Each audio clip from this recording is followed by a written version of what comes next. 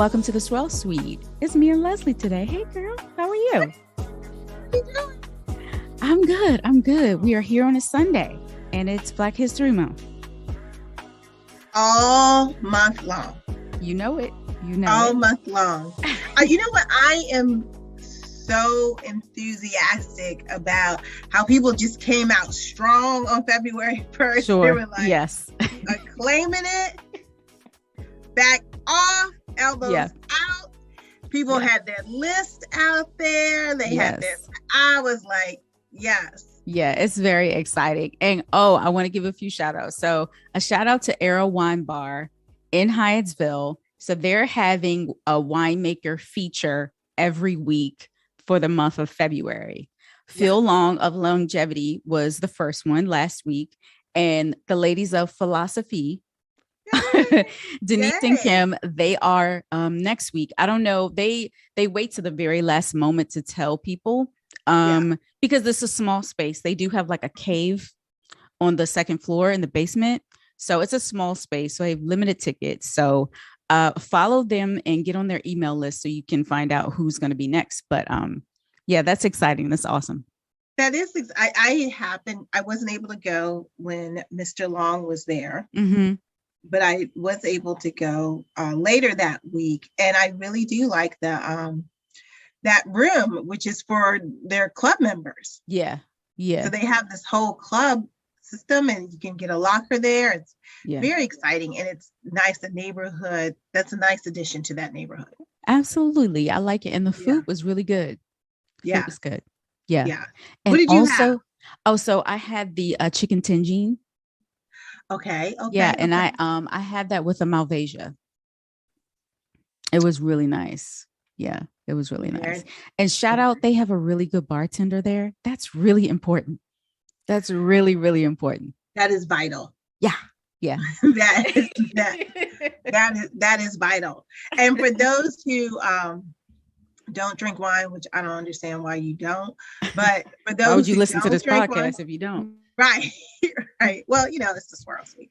They do have cocktails there. They do have cocktails. So yeah. Yep. This is going to be my intro question to you and our special guest they're going to tap in a second. Sutter Home has come out with a new wine cocktail in a bottle. One is peach tea and the other one is lemonade.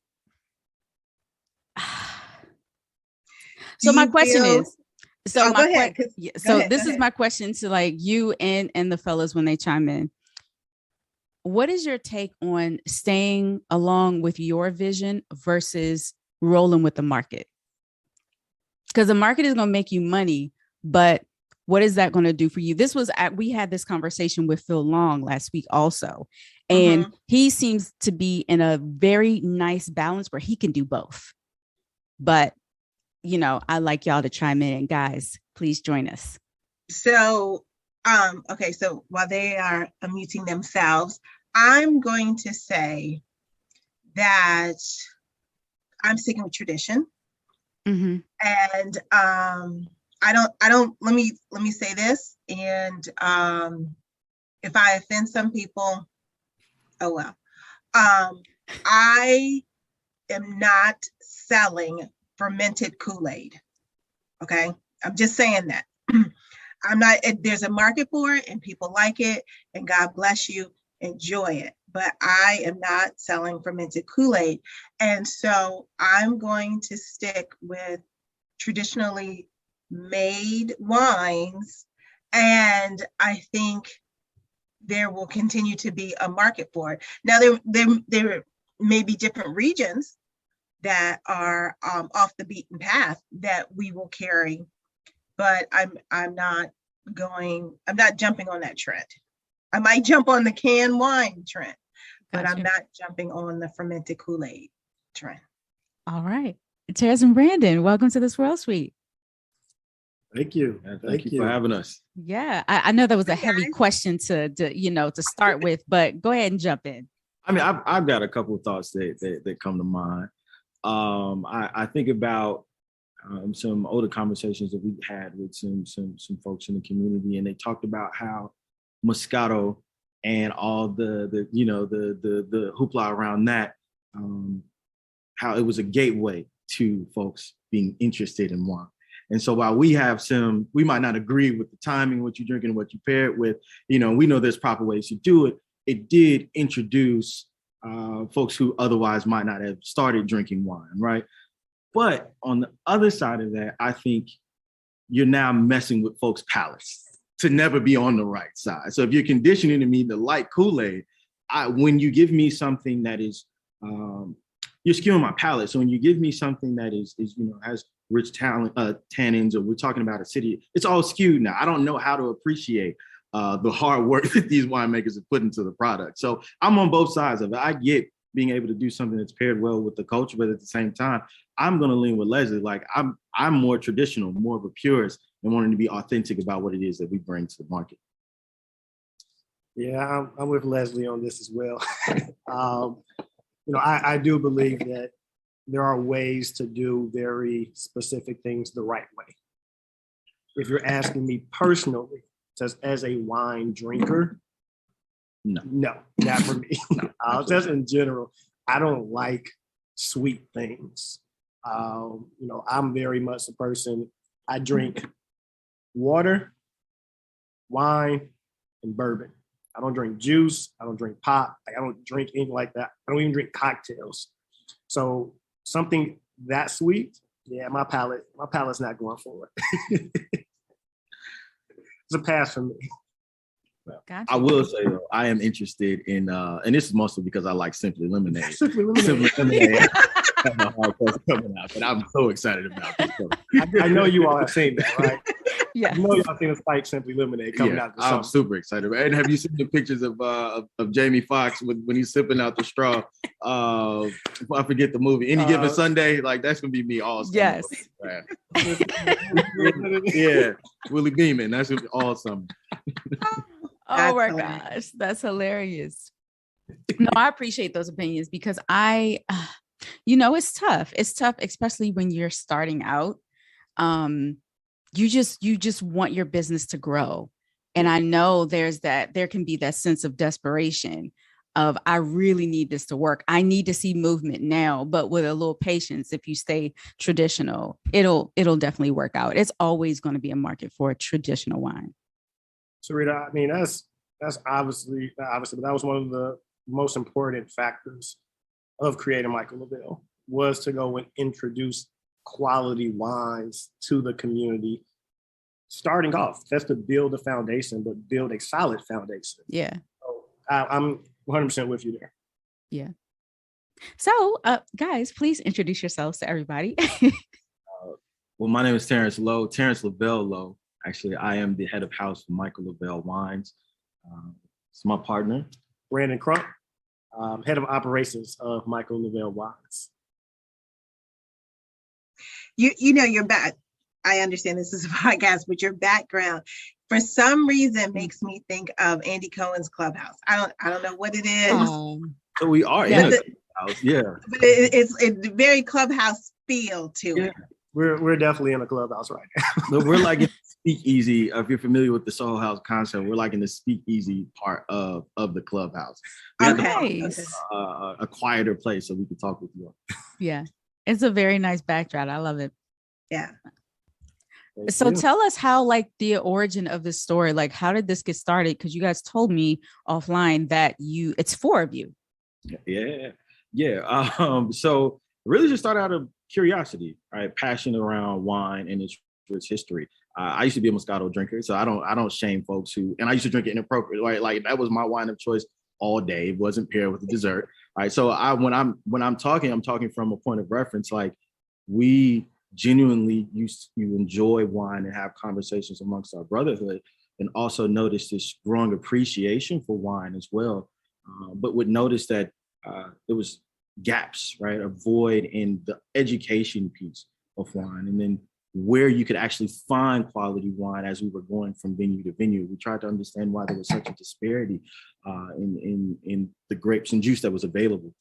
And so with that, we decided to create a wine label in our image, right? That infused our culture, that came with our authenticity to it, but also with the focus on education, and philanthropy as well. And you said like, how did you all meet? It's a great question. You want to take that? Good old DC. So Terrence, Aaron, and myself graduated from Howard University. Our fourth partner, Devin, is from DC. So all four of us throughout our time in DC, we threw events, parties, festivals, concerts. So from those parties and such, that's when we really started to build a deeper relationship and really grew into a professional relationship. I think that's even where our curiosity really began, because it began drinking more so spirits, obviously being in a club all the time. But we got to the point where it's like, hey, we don't want to just drink spirits all day long. So that's when we'll go home and we'll all try different wines. You know, like Terrence said, he would try Moscato. I thought I would do something big when I went from white Ziffendal to white Merlot. You know, I'm like, oh, I'm doing something, right? So here we are just sharing glasses. And then Devin, he's always been into cocktails. So Devin is a somm, but even outside of somm, like he is a master at creating cocktails. He's ran a lot of different programmings in New York. So he would just really go and introduce us to a lot of different types of wines, different grapes. And that's really where it began. I think that's awesome. And you don't see that collaboration often in the wine world. So that's pretty cool that you guys were able to do that. Yeah, I mean, it came together pretty seamlessly. I mean, with any brotherhood, sure, you can butt heads on certain ideas, right? But we all, you know, have backgrounds that enable this to really flourish. When you look at the bottle, I don't know if you have the bottle in hand now. Mm-hmm. When you look at it, you know, we put a real focus on minimalism, focusing on the details that matter most, right? If you think of traditional wine bottles, a traditional archetype, it can be super busy. And our partner, Aaron, actually graduated from Parsons School of Design in New York, right? Like he lives and breathes these things. And so he was really intentional around, hey, when we look at this beautiful bottle, how do we make sure that it stands out? And how can we make it, communicate to people? So the iris flower represents royalty. It represents power. And that was the muse for the logo when you're looking at it. And even on top of that, not only with Aaron's design, but Terrence's love and passion of art, we decided, hey, everything that we do, even if it is the bottle, even if simply the cork, it needs to be a form of art within itself. So that, like I said, everything just came together in so many different ways and so many different pillars to create this wine that truly does represent and look like us in a wine way. All right. I mean, and like even out of curiosity, you shop with your eyes before you know anything about acidity, but like you don't know these things. So you're like, I think that's a good bottle, and it fits into this price point that I can, I got a $20 budget, so I'm gonna make it work. That's how it started, really. Like, how can we design something that is attractive on the eyes, but make sure that the juice matches well? Make it approachable every day. We keep going back to the community and our lack of knowledge in wine, the lack of a frame of reference that we have in wine. We knew that wine could be very intimidating. Even as Terrence said, picking out a bottle. You see so many words that you can't pronounce, you ain't never heard of. So, it was a understanding that we didn't have that background. Everything was intentional in every way of how will this go and link this to the community so that everyone can understand and even the playing ground. So after you guys decided that you wanted to be involved in the wine community and perhaps have a wine, what was your first step? What was the first thing you did? So there was a ton of run-ins with bad wine. I'll say that in the beginning. When you do a ton of research to really get to the product that you really want. So our rosé is the first varietal of Michael Lavelle. We did it because rosé is can be misunderstood. There weren't a lot of men drinking it. You see 4 Black men drinking the rosé. We really wanted to show that there was a lot of versatility in rosé as well. So for us, I would think the first step was finding the right partner that would share in our vision of the wine, which could take critique as well, right? If you know anything about, working with winemakers, if you're very passionate about what it is they make, there's no errors, it's flawless, right? So finding the right partner to help bring that vision to life. Then actually the name, right? We spent a lot of time ultimately coming back to our roots.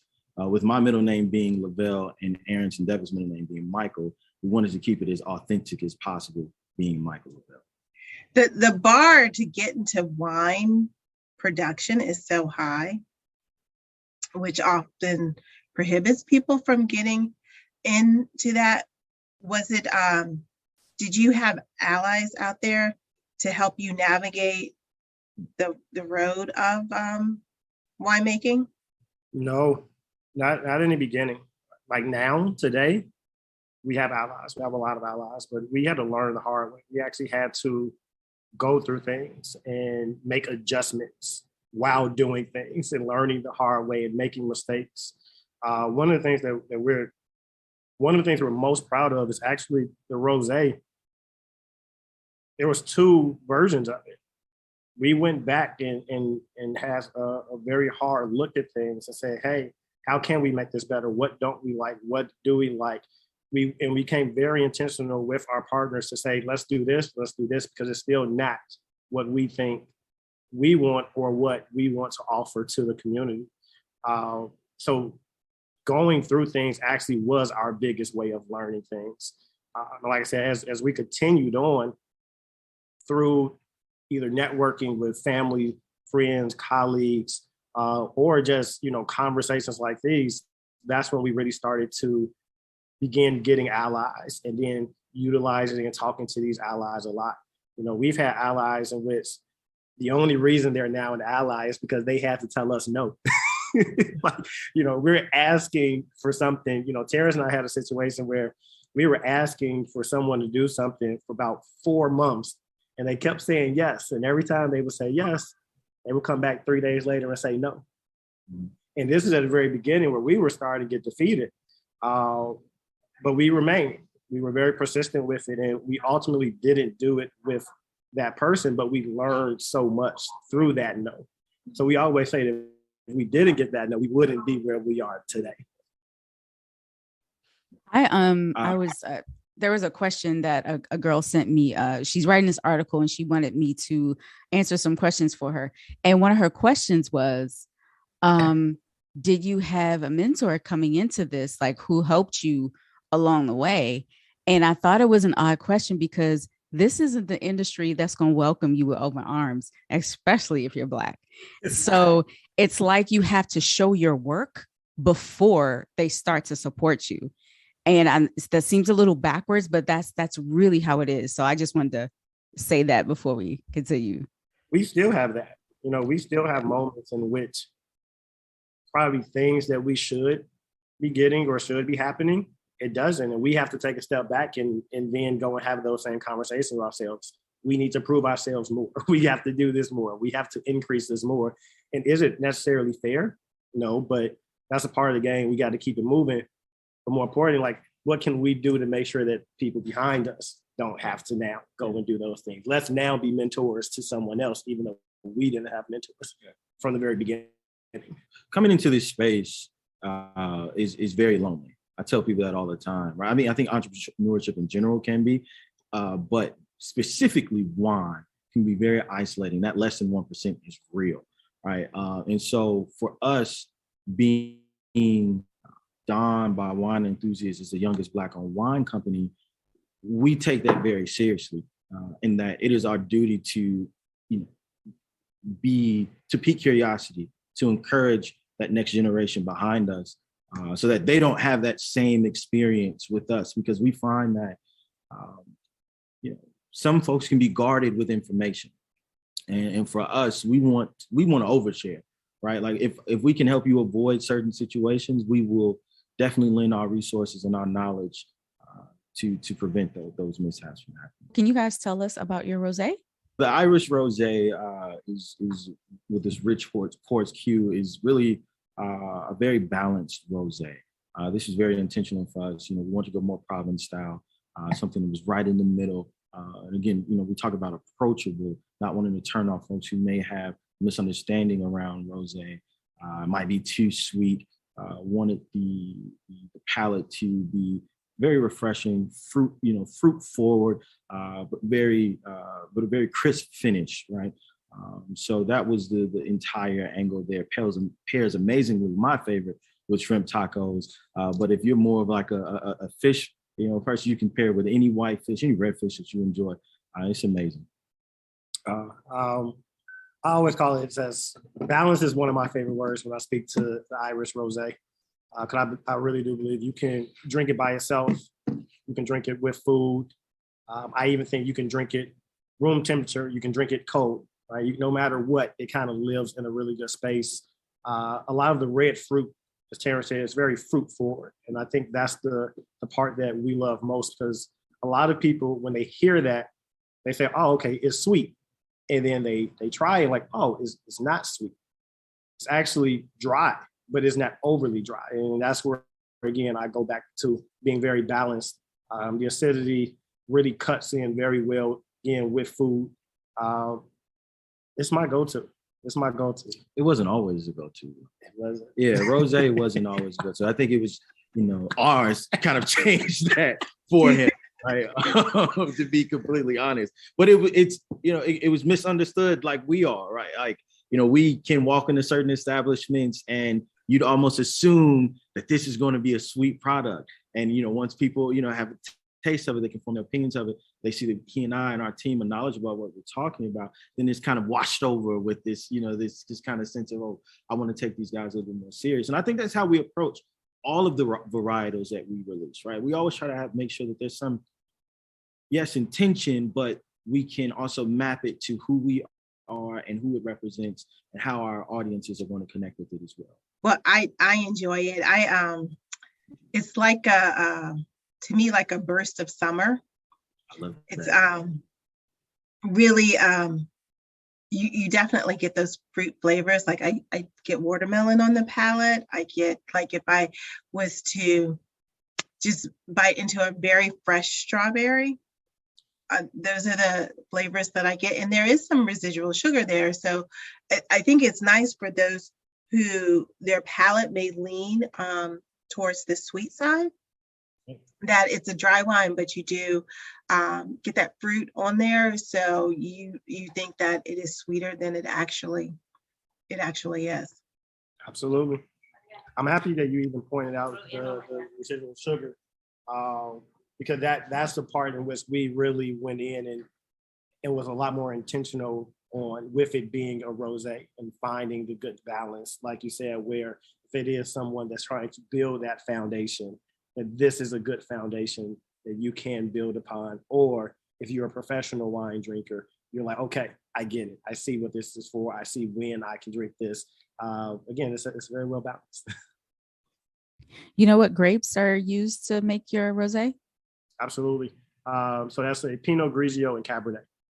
Oh, nice. So and that's one of the exciting things, because that's a blend in which you don't hear a lot of. So to hear that we mixed Pinot and Cab, that is also what gives it the structure that it has. That Cab is going to make it a little bit more full body, not obviously a full body wine, but it gives it more body. And I think that's even why you can drink it even with food. As Karen said earlier, we get a lot of people, specifically men, who go and say, hey, I don't like rosé, but I love you all's rosé. Mm-hmm. And as soon as we hear that, we ask, what do you typically drink? And a lot of the times we hear Cab. Mm-hmm. They're like, well, part of the reason why you like it so much is because of the Cab, but the Pinot cuts into that a little bit. And that's when it's like, oh, I get it. So that blend is, we really love it. Are you guys gonna make another one? Are you gonna make it like a red or a still white? Now, Bubbles? Wow, you get me excited like that. Yes, so we actually have been working on a red for the past several months.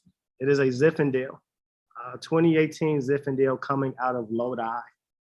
We are so excited. We're actually going to be releasing it this month in select cities. but it will be available on sipmichaellavelle.com. But we're very excited about this. And again, such being intentional, we had a long list of different varietals that we were looking at for our second. We knew we wanted it to be red though. And at first we thought about maybe doing a bread blend. Then we thought about doing something more traditional that people would expect, your Merlot, your Cab, your Syrah. And then we said no. We said, let's do something out of the box. Let's do something out of the box like we did the Rosé. And that's when we thought about Ziffendal. Like the Black community, like us, it has been historically overlooked, but it has evolved. Your older Zins were always heavy, right? Very heavy, very high on alcohol, which a lot of people says didn't really like it. So we went and scaled back. Some of your older Zins maybe about 16%. Ours are a little bit north of 14%.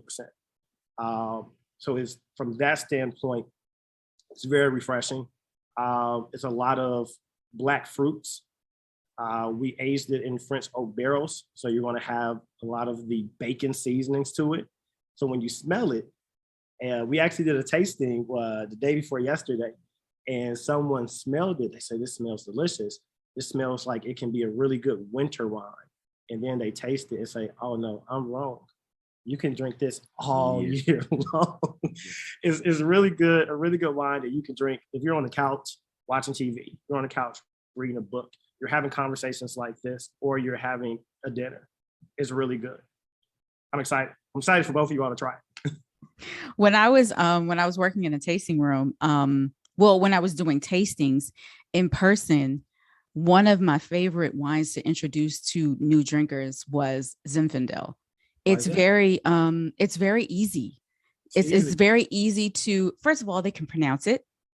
Yes. It's easy to explain, and it's usually it's typically jammy and fruity, and people love that. So I think they connect with that easily. And I would do something like say, okay, let's try this Zen, and I'd have like a piece of chocolate or chocolate cake, and that combination always works. It always wins. So it's a great wine to introduce. No, that's perfect. The fruits, you would just be amazed, definitely understanding that they're all darker fruits, but when you smell it, like you say, you're like, wow, this is, like you said, jammy, right? You can even, I think everyone uses the word jammy differently, but like I get what everyone still has that one common denominator of what jammy is, and that's exactly it. And when you talk about chocolate cake, when on the nose, you're going to smell that cocoa, and it really gets you excited. You take one glass, and you look up, I want another glass. They're like, I want another glass. And you're like, oh my God, I didn't drink this whole bottle. Like, how was this so easy to, like, it's very easy. It's very easy. But, we also wanted to get the second. The second's very important because you can do something the first time and it's like, great. And it's very hard to do. But your second shows like, okay, where are you going with this now? Like, how real is this? And the other thing with Ziffendal, it is to make, this is an everyday red. So now we want the conversation of Ziffendal being in those everyday conversations. And for us, there's not a lot of winemakers or brands that really have the Ziffendal program. Brown Estate obviously has an amazing one. Like outside of Brown Estate, definitely for Black wine, you don't really hear it as much. So if we can go in and add to that and add to Ziffendal being a known great and people enjoying it, then we're happy. So you'll be a part of the Zen Fest. Yes. In Lodi, you will be a part of that Zen Festival. So you guys, one of the things you were saying is that you wanted to have an emphasis on education. So what things are you doing to address that tenet? Yeah, so it's a great question. When I think about education, I think the first piece is our partnership with the Roots Fund. So if you're not familiar with the Roots Fund, it's an organization that's focused on increasing awareness, opportunity, and employment for Black, Brown, Indigenous, just minorities within the wine industry. And so right now, any purchase of a Michael Lavelle on our website is donated to the Rooted in France Scholarship. What this allows an HBCU graduate to be flown to France to study abroad in France and earn a dual MBA in wine business and wine management. So that's like a core step for us in bridging that gap, making sure that we create possibility there. Others is programming, right? So when you look out, what you can expect from us for the next year is programming on vernacular within wine. Simple things is how to properly open a bottle.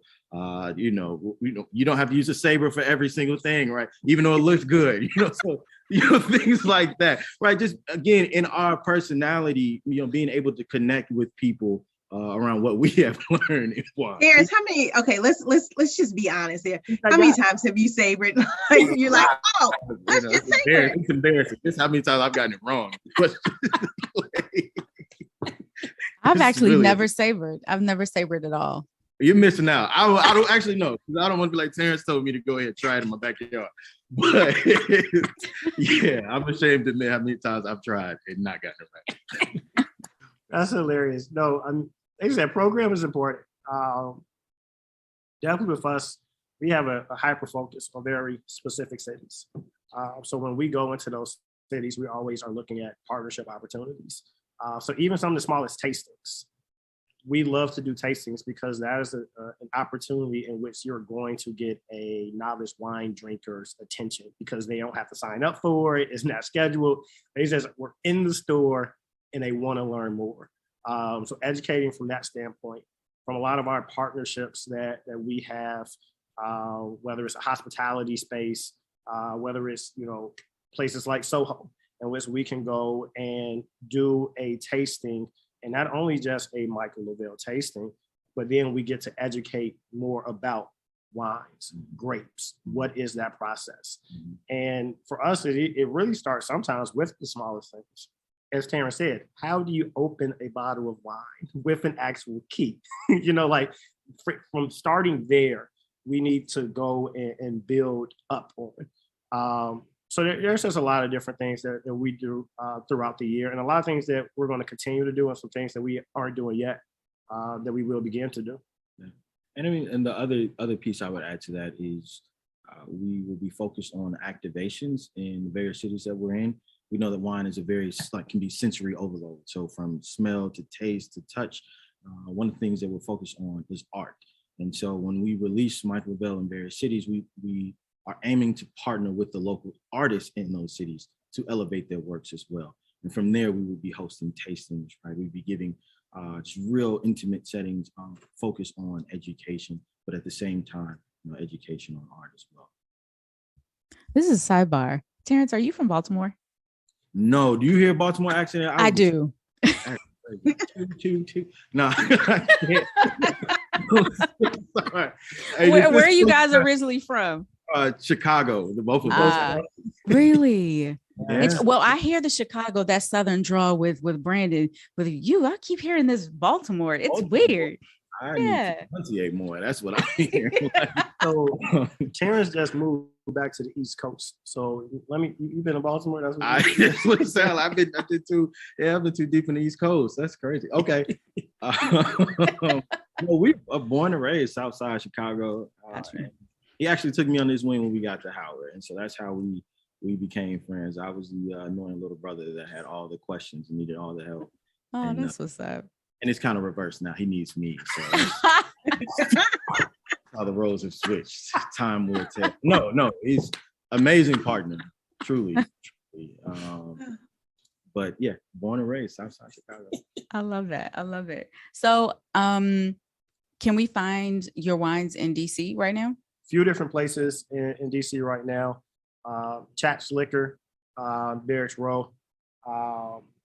You have Mormon's Wine in the Brooklyn area. Foxtrot.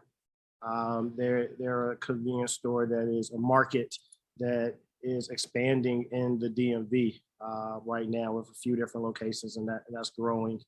And then the Wine Concierge. You can go to Wine Concierge website and also order some Michael Lavelle.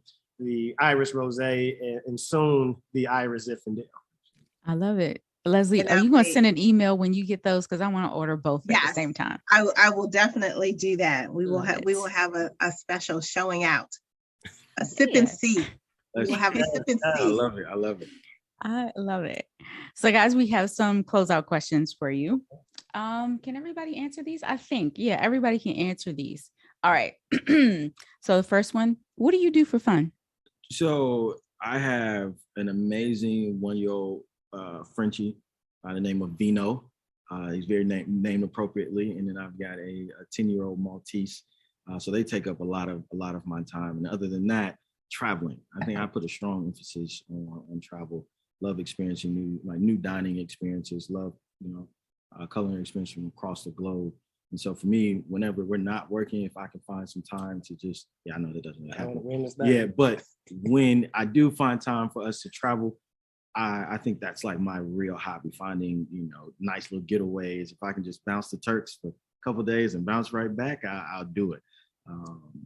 So Well, you'll have to meet Glennis, who is one of the Swirl Suite people, and she is our traveler. Okay.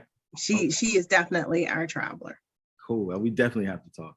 Yeah, we need her to create some itineraries for us. Give us some new things. I'm very similar. I love the hospitality space in general. So hospitality is my hobby. Going out to new restaurants, going out to new bars. I just went to a new Black-owned supper club in Chicago last night. So trying new different restaurant experiences is I think maybe, I think that's probably my biggest hobby. And then traveling as well. I tell people all the time, I live on trains and planes. I'm a nomad. So part of that is experiencing new hotels, even Airbnbs, and so seeing how people curate them. That's a hobby of mine. And then running. I like to run. It kind of clear my head, get my thoughts, come up with some strategy, which all sounds like work, but also when you do something that you love so much, I don't consider it work. So honestly, owning Michael Lavelle probably really truly is my biggest hobby because it's fun. We enjoy it. We grow so much. A lot of things that we both like restaurants, hotels, is also a part of that when we're traveling to different places. I think my hobby is probably like wait, it's still a show. Now, Leslie, I know you're a busy bee, but what do you do for fun? I sleep. Get a good nap in. I love that. I love it. I let me tell you something. I would do that. That would be my Sunday thing. If every Sunday, if all I could do is sleep all day, Leslie, I'm right. Yes. I don't want to turn this to the sleep podcast, but I have definitely mastered the 22-minute nap. Oh man. That's what I set and like that gives me enough juice to get back up and going again. Any longer than that, I'm done. I'm done for the rest of the day. Yeah. Like I say if sleep was an Olympic sport, I would be Michael Phelps. I can sleep anywhere. And I have mastered sleeping in a chair because I used to travel so much. Yeah. Oh my goodness. That my head won't bob. Like I still have neck control. I am good at it. Leslie, this guy. Well, that's amazing.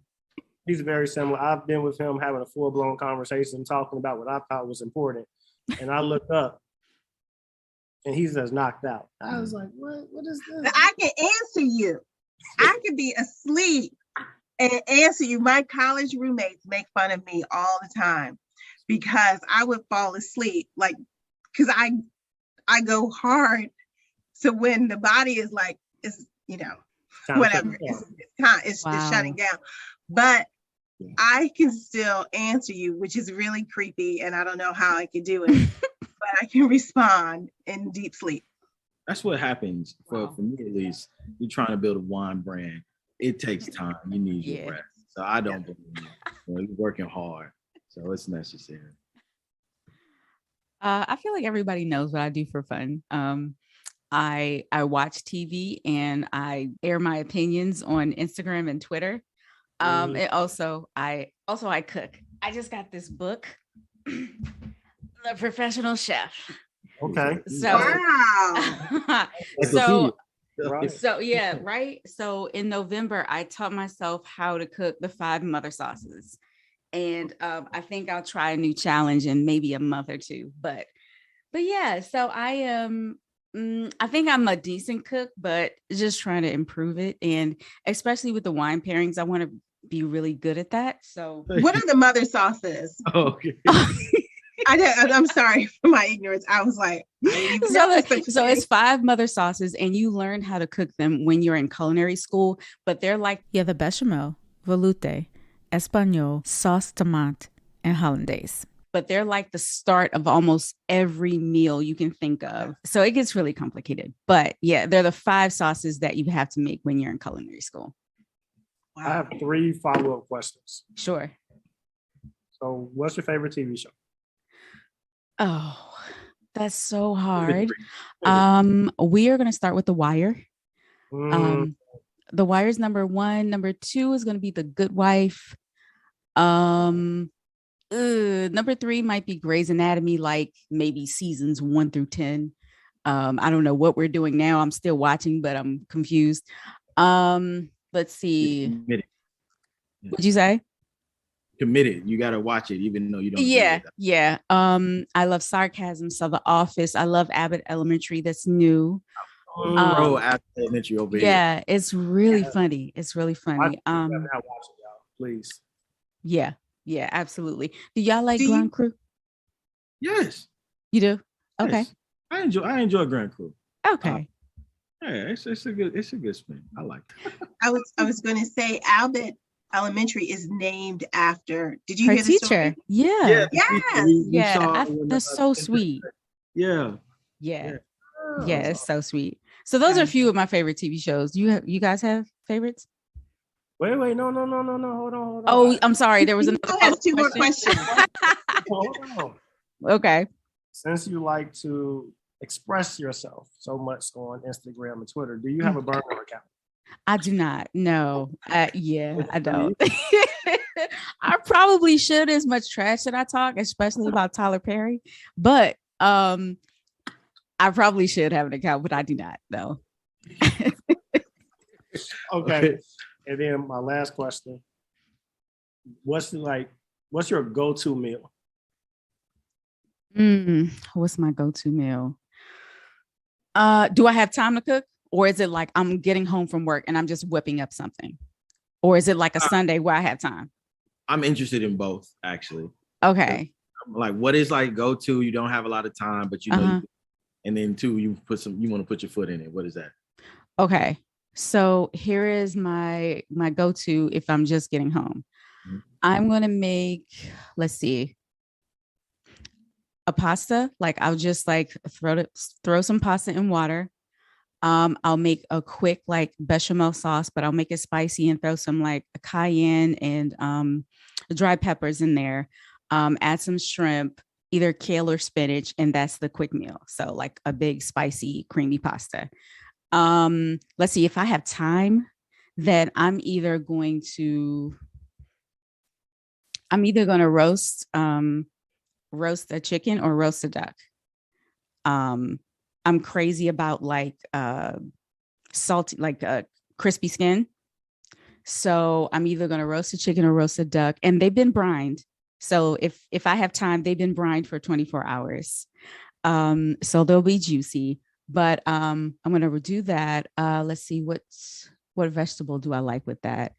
I'm a plain Jane when it comes to vegetables. I like them like blanched, like barely cooked almost. So we're going to blanch string beans, and then let's do mashed potatoes, and I like them kind of lumpy with the skin, so I like them like farm to table, that thick, mashed potatoes. So those are my 2. Okay, thank you. Yeah, I'm just, you didn't ask me what I would drink with either of those.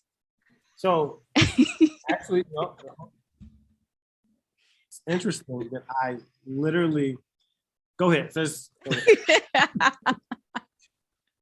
So my spicy pasta, I honestly would love to taste your rosé with something like that. I like rosé with seafood and shrimp. seafood, shrimp, and things that are spicy. And because there's residual sugar in there, I think that'll go nice with spicy. Let's see. For a roasted chicken, I just love a stainless steel clean, maybe a Chablis, just a nice Chardonnay. I'm a Chardonnay guy. Like that's kind of one of my Yeah. I love the fact that you brought up the spice with the rosé. Yeah. I actually love our rosé with spicy food. Mm-hmm. Yeah. I'm a pescatarian, so I love a good jerk seafood with the rosé. Yeah. Yeah. Yeah. That sounds awesome. Bon appetit. All right. Next question. Oh, here we go. What was your favorite Black TV show growing up? All right. So for me, I'm just gonna go with the Jamie Foxx show. Oh, that's a classic. Yeah, for me, that's probably that was a show that I wasn't supposed to watch, but I stayed up and watched that thing, you know. So that's a really good one. So I'm not a really, really big TV person. Got you. I've always been a person I watch TV afterwards, like when everybody. Okay. You don't care about the spoilers? I'm so late to it that I didn't see it. I'm also now like really big in social media, so I miss all of that. You know, I could tell a little bit. I miss all of that. But the one TV show that I will talk about that I really do love, and I am very sad because it's ending this year, is Blackish. Oh yeah, sure. It's a great show. When I saw that they were not returning, I probably shed a tear or two. I think I also what's his name? Ken what's his name? The writer. Kenya Barris? Kenya Barris. Yeah. I actually picked up my phone and DM'd Kenya Barris and said, "Hey man, whoa, why did you do this? I haven't seen enough yet. I want to see the kids, Jack and Diane, grow up." I was He responds? Of course not, because he probably got a million. Come on. And Devontae, I mean, right, baby Devontae. Yeah. Devontae, they kind of forced on us. Like one day he was here, and then we went like a whole season without him. But I do like him now. He's a cute kid. My question is, where's the dog?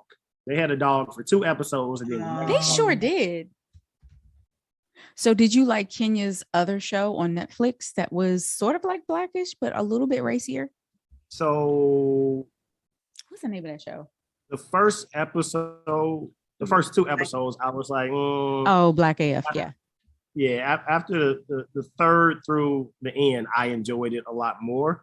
I still didn't like it to the same degree that I like Blackish, Mixes, Closeout, like all of those are still more for me. Got you. I enjoyed it. It had its funny moments, but I mean, it's also really hard to go and build a completely new TV show that you have to go and have character development and all of that. Yeah. Good times. Okay. Without you can see that there's like a gap in age here. But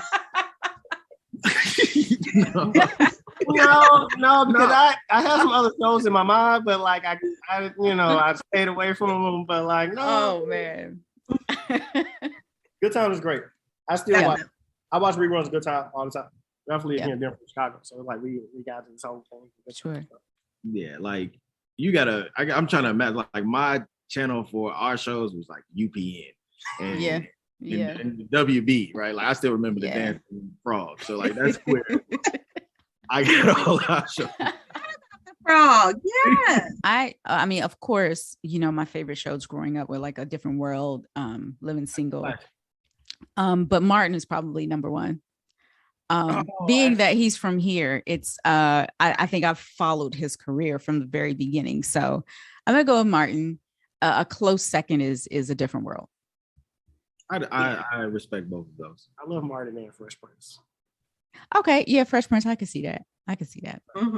Yeah. Now, are you going to watch the new Fresh Prince that's out? Absolutely. I'm very curious. There's a new Fresh Prince. So it's not a sitcom though. It's a drama. It's not. It's a dark drama. Yeah. I believe it's going to be on Peacock in like maybe a week or two. I think so. Yeah. It's coming out. Yeah. I don't understand that. How can Fresh Prince be a dark? It's Fresh Prince. Well, yeah, they flipped it. Yeah. Yeah. You got look up the trailer when we finish. All right. Next question. Name one thing you miss about college. Just one. Oh boy. You can answer honestly. Wait, let me bring it back. What do I miss about college? I want to. Y'all ain't giggled this whole show, but I answered that one Exactly. question, and now I'm getting all the laughs. I want to be honest. Be honest. honest. I am going to be honest. I'm not gonna. I think I miss the freedom, Sure. and the randomness of a day. I Absolutely. think traveling 800 miles from Chicago, being in DC was a whole new world, right? Wasn't under, the parental thumb, if you will. So, I mean, I've always been naturally curious. I'd always, you can find me randomly at a museum, randomly at an art show, places, I quote unquote wasn't supposed to be in. So I would say that I miss the randomness of it all. It's a very good answer. That was such a diplomatic answer. So I got to Howard 2006, summer of 2006. Oh, Jesus. Yeah, I know. Hey, I mean, hey. Before I stepped foot on Howard's campus, I had already signed up to do a party. So that is the part that I missed. Like that was my thing. Like parties was, and not just for the fun of it, more so for the business side of it. Like that was my way of getting into entrepreneurship. Like that is how I survived. That's how I supported my daughter. Like, cause I had parties. But at a young age to be able to do so many of the things, kind of like Terrence said, I probably should not have been able to do. Yeah, I did. On top of the fact, y'all keep laughing at me, but like every day I wake up, my body does not feel the same way. So back then, being able to party the way that I partied and not care about certain types of alcohol and the fun levels. Yeah, I miss that. I can't do any of those things anymore. Everybody call me old man crunk now. I partied too hard in college, so now I am the responsible person sitting here drinking some Ziffendal. Our resident grandfather, that's what we say. But what about you? Like what about you when it comes to college? Me, so many things. So I went to Morgan State. And there is no other camaraderie like at a HBCU. It's no other feeling. And I feel like just like living in the dorms and being on campus and like our games and our bands, our energy is different at an HBCU. And I think that's definitely what I miss. I mean, you get whiffs of it here and there as an adult, but that's definitely something I miss. Leslie, what about you? I'm going to have to agree with Brandon. I miss that 20-something stamina. Sure. Where I could go to class and then go out Thursday night, Friday night, Saturday night, Sunday, rest on Monday, and start it all over again.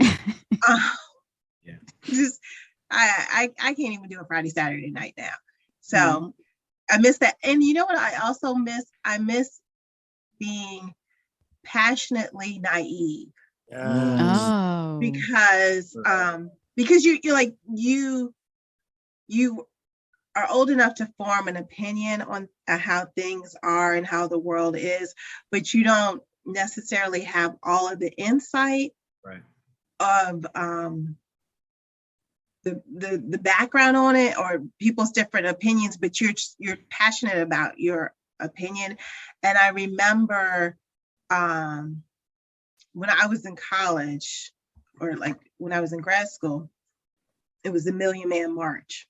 And just, you just had an opinion about it. You had an opinion about should women go? Because, they were like telling women to stay home. Yeah. Like, are you going to be like, I ain't let no man tell me what to do? But it was just that passion, that energy that as you get older, you have bills and you have other things that detract from that idealism that you have when you're younger. Listen, that was very well said.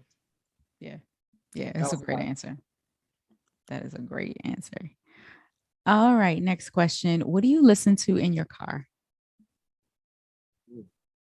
I'll answer that because I'm probably in the car way less than Terrence, so he probably got to think about this a little bit more.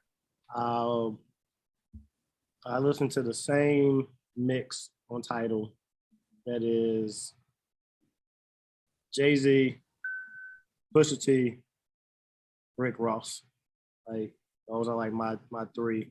And if I can say a fourth, I'm gonna say Jay-Z again, then Jay-Z again, then Jay-Z again. Got you. Wait. And then add in some Sade here. I like this. Okay. Okay. Even then, I would say like I would echo those are favorites, Sade and Jay. But I'm all over the place when it comes to music. I grew up in a very music-rich household. My father is a self-proclaimed audiophile, so he's spent a lot of money on great speakers, and so I was fortunate enough to be open to Brazilian jazz music, Cuban jazz music, Porter, Kurt Elling. I listen to a lot of R&B personally. Like I joke with my friends all the time. Like I work out to R&B. Like I can't listen to 3 6 Mafia and throw weights. Like it's to me. I definitely need something a little bit more soothing, right? So I'm definitely more an R&B style jazz soul like all day. I don't think that Terrence was being honest with us earlier when he was talking about his hobbies. I just now realized this. He had 2 hobbies really: dancing and singing. I don't care where he is right now. If they put on an R&B song, he's going to start singing and dancing. And I mean, he's going to cut the rug. I mean, the boy can dance. Singing, I don't know. Are you listening? Are you listening? Oh, that's funny. That's funny. Sarita, what do you listen to? Oh, I listen to podcasts every day, all day. Me too. So my podcast mentor told me to start listening to our episodes. I mean, because I have to listen to them to edit them, but he was like, no. When you're in your car or walking or whatever, listen to your episodes. So I listen to our podcast and I listen to, I really love Jamel Hill's podcast. I like Michelle Obama's podcast. Even Jill Scott has a podcast. Really? I feel like I couldn't get into Jill Scott. Maybe I just catch the wrong one, but I couldn't get into. Well, you might be right. But okay. But and because I'm a TV watcher, most TV shows have podcasts that recap the shows now, and I absolutely love that. So a lot of TV podcasts. Yeah, podcasts and audibles. Same. Yeah. Mm-hmm. Yep. Same. Yeah. All right, last question. Who do you have in the Super Bowl? Who's winning? Rams or Bengals? The Commanders. yeah, that's who I put my money on. None of my teams are in this fight, so I'm truly spectating. Gotcha. But if I'd have to go, the Rams. I'd like to see OBJ get a chip. I'd like that. And what about you? I really don't want to talk about NFL too much right now. The greatest quarterback of all time just retired, so I feel like I'm not really accepting NFL without TB12 yet. But between those two, I definitely would like to see the LA Rams win as well. There's several players on that team that I think have players and coaches. Yeah. That I think have put in the work to win a ring. So LA.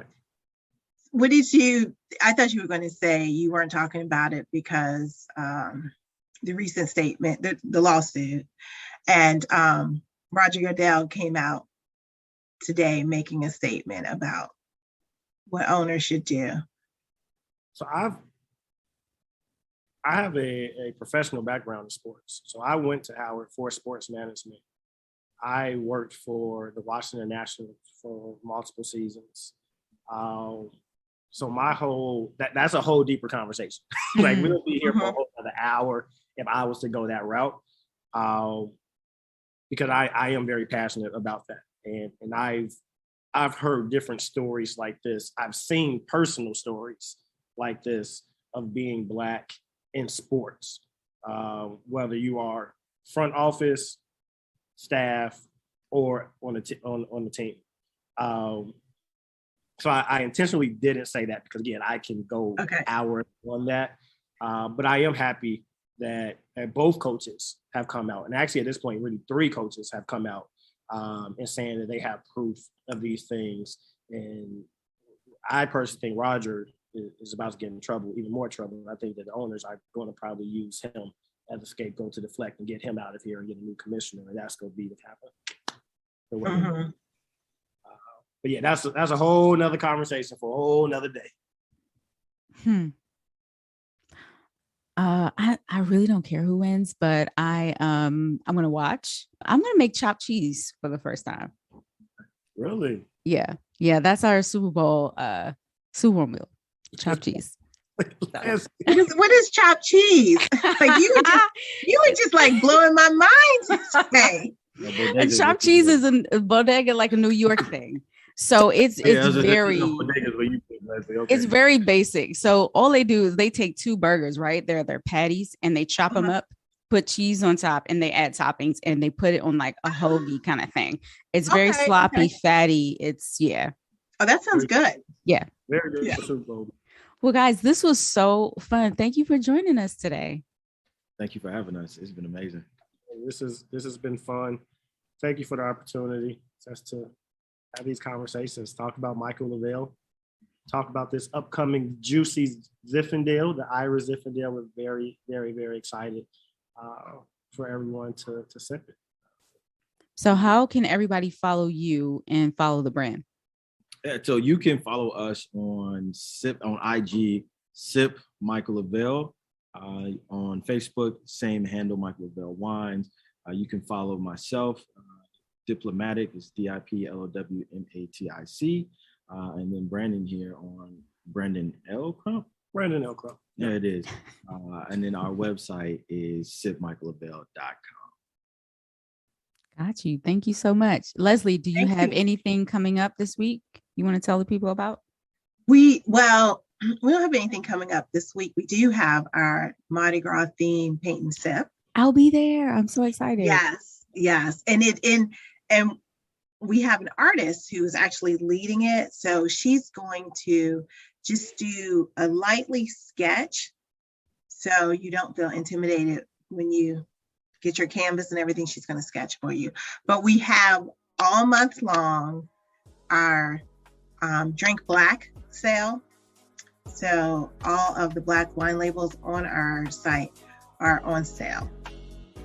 Yay. And this week, I'm going to be doing a live with Isis, the Millennial Psalm. Ooh, that should be fun. So look out for that. That's on Thursday. I think it's at 7 p.m. Eastern time. But yeah, look out for that. That should be fun. That's exciting. Yeah. Yeah. All right. That wraps us up. Thank you for joining us, Real Sweet guys. If you like what you hear, please leave us 5 stars on Spotify and Apple Podcasts. Follow all of us on social media. I am Vine Me Up. Leslie is Vino 301 or the Wine Concierge. Glennis is Vino Noir, and Tanisha is Girl Meets Glass. Cheers.